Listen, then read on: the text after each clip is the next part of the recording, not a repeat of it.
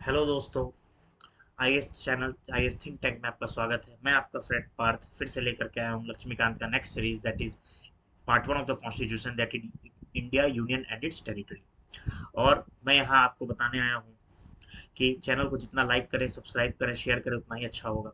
गरीब तबके तक इस चैनल को पहुंचाएं ताकि गरीब से गरीब लोग भी पढ़ें और आगे बढ़ें और ब्यूरोक्रेसी में एंटर करें ताकि इंडिया का लॉट सुधरे। मैं फिर कह रहा हूँ, कोई मोनेटाइजेशन की जरूरत नहीं है, आप बस इस चैनल को देखें और ये करें, शेयर करें। ये इसका जो पढ़ाया जा रहा है उसकी पीडीएफ आपको मेरे channel IAS think tank Telegram channel पे मिल जाएगी। और जो कुछ भी पढ़ाया जा रहा है, ठीक है, उसे आप ध्यान से पढ़ें और नोट्स बनाएं। ठीक है, सारा कुछ पढ़ाऊंगा, हर एक एक महीने में एक एक टॉपिक को प्री और मेंस दोनों के पॉइंट ऑफ व्यू से पढ़ाऊंगा। करंट अफेयर भी डेली चल रहा है, एक दिन पीछे का, क्योंकि उसी दिन पूरा वो कंप्लीट होकर के आता है। इसके अलावा कई रैंडम टॉपिक्स जैसे इससे कैसे लिखते हैं और तमाम चीजें आएंगी। ठीक है, मेरा किसी को डाउट हो कि सर पढ़ा सकते नहीं पढ़ा सकते, तो मेरा मेंस का मार्कशीट मेरे टेलीग्राम चैनल पर पहला पोस्ट वही है। क्योंकि आजकल टेलीग्राम पे एक नया चीज चला हुआ है, लोग क्वेश्चन करते हैं किसी के पढ़ाने पे कि भाई पढ़ा सकता है नहीं, खुद कॉम्पिटेंट है कि नहीं, है ना। तो मेरा खुद का, मैं इंटरव्यू फेस्ड कैंडिडेट हूँ और खुद का मेरा मार्कशीट अपलोडेड है। Without wasting time let us begin कि आज का टॉपिक है part one, India union and it's territory. तो पार्ट वन जो इंडिया एंड इट्स टेरिटरी है, ये टोटल 22 पार्ट्स होते हैं, उसमें से पार्ट वन है वो, ये प्रीलिम्स के लिए बहुत इंपॉर्टेंट है। इसमें 4 आर्टिकल्स होते हैं, 1 2 3 4। ये किस किस चीज से डील करता है? This part one basically deals with organisation of states. क्या कि इंडिया में कौन कौन से स्टेट होंगे, इंडिया क्या इंडिया का जो पार्लियामेंट है न्यू स्टेट्स को कैसे स्टैब्लिश कर सकता है, इंडिया का पार्लियामेंट किस तरह से प्री एग्जिस्टिंग स्टेट्स को विभाजित करके न्यू स्टेट्स कैसे बना सकता है। और फोर्थ, ये बताता है कि 2 और 3 जो है कॉन्स्टिट्यूशनल अमेंडमेंट नहीं है। ठीक है, वही चीज है, आगे हम बढ़ते हैं।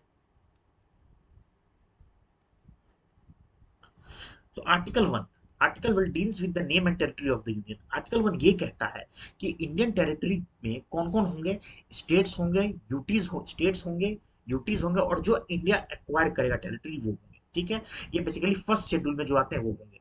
India that is Bharat shall be union of states. एक डिबेट भी हुआ था, इंडिया या भारत, दोनों में से क्या अच्छा है। मेरे हिसाब से दोनों अच्छा है। हिंदी संस्करण के लिए भारत अच्छा है और इंग्लिश संस्करण के लिए इंडिया अच्छा है। ठीक है, तो आर्टिकल वन सिर्फ और सिर्फ हमें यही बताता है कि कौन कौन से टेरिटरी हैं जो इंडियन यूनियन के अंदर होंगे। नेक्स्ट, इससे ज्यादा सवाल कुछ नहीं आता है। हाँ, क्या सवाल यहाँ उठता है मैं फिर बता रहा हूँ कि टेरिटरी ऑफ इंडिया इंक्लूड्स, ये तीनों दे देंगे, इसमें ये तमाम चीजें वो पूछते हैं अक्सर, आपको विजन फोरम ये सबके टेस्ट में मिलेगा। Second, article to deals with the establishment of new states. मैं पहले ही बता दो, दो आर्टिकल है, आर्टिकल टू और article three. Article to basically ये डील करता है कि इंडियन पार्लियामेंट को पास पावर है कि न्यू स्टेट स्टैब्लिश कर सकता है। कौन new state? Pre existing state से नहीं, ये आर्टिकल टू डील करता है। जो न्यू स्टेट एग्जिस्ट कर सकता है on such terms and conditions as it may things fit. ठीक है, वही। और दो पावर देता है टू कि यूनियन ऑफ इंडिया में न्यू स्टेट को एडमिट कर लेना या न्यू स्टेट को एस्टेब्लिश कर लेना, पर not from the pre existing state. Pre existing state से कौन डील करता है? वो डील करता है आर्टिकल थ्री। अब आर्टिकल थ्री क्या कहता है? आर्टिकल थ्री कहता है कि इंडियन पार्लियामेंट के पास पावर है कि वो प्री एग्जिस्टिंग स्टेट से न्यू स्टेट को फॉर्म करे। एक दो स्टेट को मिला दे, या दो स्टेट के कुछ कुछ हिस्सों को मिला के बना दे, या एक स्टेट को विभाजित कर दे, पार्टीशन कर दे, या किसी स्टेट का एरिया डिमिनिश कर दे, एरिया एनलार्ज कर दे, नेम चेंज कर दे, बाउंड्री ऑल्टर कर दे। और इसी के तहत कई चेंजेस हुए हैं। 2001 में बिहार को बिहार और झारखंड में बांटा गया, आंध्र प्रदेश को आंध्र प्रदेश और तेलंगाना में आंध्र प्रदेश रिओर्गेनाइजेशन एक्ट 2014 में बांटा गया, है ना। और आर्टिकल थ्री, तो यही मेन अंतर क्या है थ्री और टू में? टू जो है वो न्यू स्टेट की बात करता है, थ्री जो है from the pre existing state से न्यू स्टेट बनाने की बात करता है। ठीक। हाँ, लेकिन और भी कुछ कॉन्स्टिट्यूशनल प्रोविजंस हैं रिलेटेड टू आर्टिकल थ्री। जब भी पार्लियामेंट ऐसा करना चाहता है कि वो एग्जिस्टिंग स्टेट में कुछ चेंज लाना चाहता है, तो पहले तो ऐसी बिल पार्लियामेंट में तभी पेश होंगे, without, can not be presented in the parliament without prior approval of the president. President पहले उसको रिकमेंड करेंगे तभी वो बिल पेश होगा। दूसरी चीज, रिकमेंड करने से पहले प्रेसिडेंट उसको, बिल को पेश करने से पहले प्रेसिडेंट उसको उस कंसर्न स्टेट लेजिस्लेचर को भेजते हैं उसके व्यूज को जानने के लिए। पर हाँ, वो व्यूज बाइंडिंग नहीं है, वो उस व्यूज को मान भी सकते हैं या खारिज भी कर सकते हैं। दूसरी चीज, मान लो हमने किसी ओरिजिनल फॉर्म में भेजा बिल को, स्टेट ने उसमें हामी भर दी, अब वो बिल आया, और बिल में आने के बाद कुछ अमेंडमेंट कर दिया हो गया, तो क्या वापस भेजना होगा स्टेट कंसर्न लेजिस्लेचर को? ऐसा नहीं है। तो ये दो चीज यहाँ पे बताता है कि पार्लियामेंट के पास यहाँ पे काफी एक्सट्रीम हद तक पावर है as compare to state legislature. State legislature यहाँ पर सिर्फ एक एडवाइजरी दे सकता है, उसका मानना नहीं मानना वो पार्लियामेंट के या प्रेसिडेंट के ऊपर है। हाँ, और इन केस ऑफ यूटी वो रेफरेंस भी देने की जरूरत नहीं है स्टेट लेजिस्लेचर को। क्लियर है?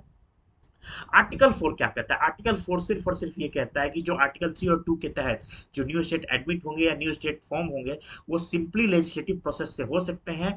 That is not any constitutional amendment article 368 के तहत।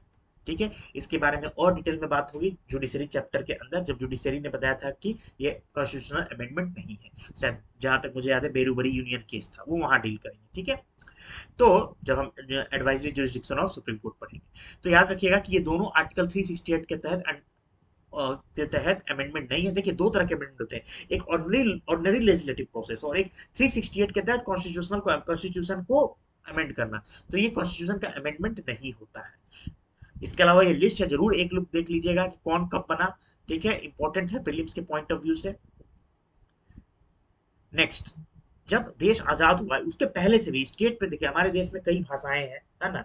तो जब देश आजाद हुआ उसके पहले से भी भाषा के बेसिस पे देश को रीऑर्गेनाइज स्टेट्स को रीऑर्गेनाइजेशन की डिमांड उठती रही है। ठीक है, और ये डिमांड, लेकिन seeing the horrors of partition, Pandit Nehru, Pandit Sardar Patel, इन लोगों ने इस चीज को नहीं किया, लेकिन डिमांड तो उठती रही। तो इस डिमांड को फुलफिल करने के लिए पहली कमीशन जो बनी वो एस के धार कमीशन थी, उस जिसने रिजेक्ट कर दिया कि नहीं भाई, कोई लिंग्विस्टिक ऑर्गेनाइजेशन स्टेट का नहीं होना चाहिए।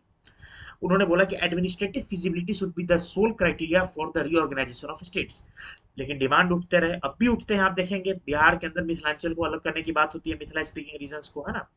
और भी डिमांड्स हैं, आप देख सकते हैं, जैसे कि बंगाल के अंदर दार्जिलिंग की डिमांड होती है, गोरखा लैंड की डिमांड होती है, उसी तरह से बोडोलैंड की डिमांड होती है असम में। जेवीपी कमेटी फिर बना, जवाहरलाल नेहरू, वल्लभ भाई पटेल, पत्ताभी सीतारामैया कमेटी। उन्होंने भी कहा, उन्होंने भी रिजेक्ट कर दिया लैंग्वेज के बेसिस पे रीऑर्गेनाइजेशन। उन्होंने भी कहा कि भैया simply there should be no reorganisation on the basis of linguistic and administrative social administrative financial efficiency को ध्यान में, बेसिकली गवर्नेंस को ध्यान में रख करके होना चाहिए। ठीक, लेकिन उसके बाद क्या कहानी बताता हूँ, 1953 में एक बहुत बड़ा मूवमेंट चला तेलुगु स्पीकिंग एरिया को मद्रास स्टेट से अलग करने की, और its leader was Potti Sriramulu. Potti Sriramulu ने क्या किया कि फास्ट अनटू डेथ किया, और उसमें उनकी डेथ हो गई। This created a very volatile and you can say extreme situation, जो इंडिया की इंटीग्रिटी को खतरे में डाल दिया।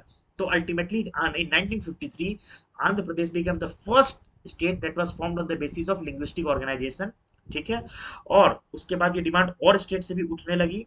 तो फजल अली कमीशन बना। फजल अली कमीशन के बेसिकली 3 मेंबर थे जो पूछा जाता है। ठीक है, कौन कौन थे? फजल अली खुद थे चेयरमैन, के M Panicker and H N कुजरू। उन्होंने अल्टीमेटली, चूंकि इतना प्रेशर हो गया था, लिंग्विस्टिक रीऑर्गेनाइजेशन को मान लिया। और बट उन्होंने और भी क्राइटेरिया बताई कि फाइनेंशियल एंड गवर्नेंस एफिशिएंसी भी देखनी चाहिए, लिंग्विस्टिक ऑर्गेनाइजेशन कल्चरल होमोजेनिटी भी होनी चाहिए, कोई भी ऐसा रीऑर्गेनाइजेशन नहीं होना चाहिए जो देश के यूनिटी और इंटीग्रिटी को खतरा में डाले। ठीक है, और ultimately the sole purpose of reorganisation should be the betterment of the citizens of India as well as citizens of that particular state। ठीक है, तो इस प्रकार ये कहानी जो है, आज के जो चैप्टर है वो समाप्त होता है। मैं कहता हूँ जितना लाइक हो सके शेयर करें, सब्सक्राइब करें, सपोर्ट करें, not in terms of finance, in terms of sharing, ताकि पॉपुलैरिटी बढ़े, गरीब तबका तक ये चैनल पहुंचे। कोई मोनेटाइजेशन की जरूरत नहीं है, बस अच्छे लोग गरीब तबके से, हम्बल बैकग्राउंड से पहुंचेंगे तो वो ब्यूरोक्रेसी में तो शायद कुछ अच्छा करें, है ना? और जो सॉरी स्टेट ऑफ अफेयर है उसको और अच्छा लें, है ना? और इस तरह के जो स्टेटमेंट उठते हैं, IAS has failed the nation by D Subba Rao, इस तरह के स्टेटमेंट ना उठे, तो अच्छे लोगों की जरूरत है। फ्री ऑफ कॉस्ट यहाँ सब कुछ गाइडेंस दिया जाएगा। शुरू हो चुका है गाइडेंस, आप देखेंगे 3 दिन के अंदर 7-8 वीडियो डले हैं। पूरी सीरीज सीक्वेंस से चल रही है, पॉलिटी, फिर इकोनॉमिक्स, फिर ज्योग्राफी, हिस्ट्री, तमाम चीजें आएंगी। एक साइड से हिस्ट्री ऑप्शनल भी चलते रहेगा, और करंट अफेयर्स के भी सेशन चलते रहेंगे। तो आप जितना हो सकता है लाइक लाइक ठोकें, सब्सक्राइब करें, और कमेंट में कमेंट कर सकते हैं कुछ सजेशन हो तो। एंड प्लीज सब्सक्राइब करें चैनल को टेलीग्राम पे, जहां इसकी आपको पीडीएफ मिल जाएगी। Thank you, have a nice day. इसका मेंस लेक्चर कल आएगा। थैंक यू, मिलते हैं नेक्स्ट लेक्चर में।